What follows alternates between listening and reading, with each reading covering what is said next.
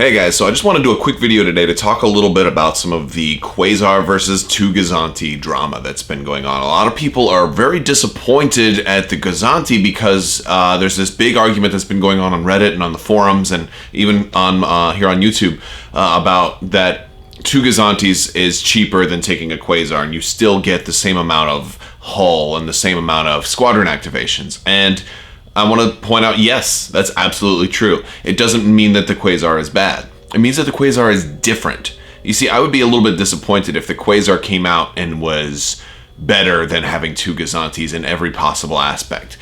I don't want there to be ships that come out that are a complete trump of something else, that completely invalidates another ship. That would be awful. That would be awful for the game, because that would be the definition of power creep. And not only that, it would also be obsolete, making stuff that you have already obsolete, and nobody really wants that. Nobody wants their purchases and maybe the ships that they've grown to love and that they bought and maybe painted and gotten used to just become, you know, not unplayable anymore.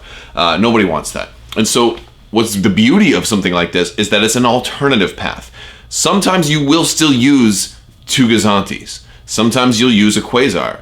You might use a Quasar and a Gozanti. And it really, like, here's an example. If you're trying to go for max number of activations, maybe you have like an ISD and you want a lot of activations, then maybe multiple Gozantis is the better option for something like that.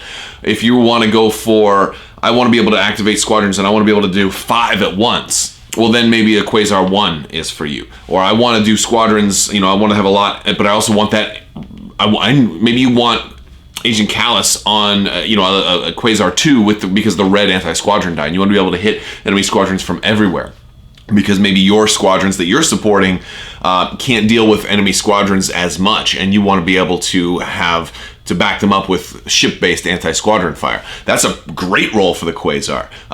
Or maybe you want to take advantage of those unique, you know, the unique conditions of upgrade slots that they have. Maybe you want boarding parties and other stuff. You can't do that with a Gozanti. So, you know, if you really, maybe you want the dual weapons team upgrade, you know, to combine that with, you know, your squadron upgrades, and, you know, what I'm saying is, I'm getting a little bit too far here.